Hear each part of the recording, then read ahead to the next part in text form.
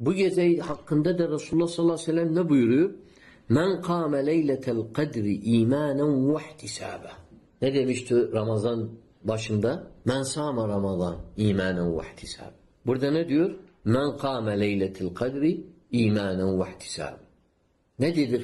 İmanen ve ihtisâbe nedir? İman ederek.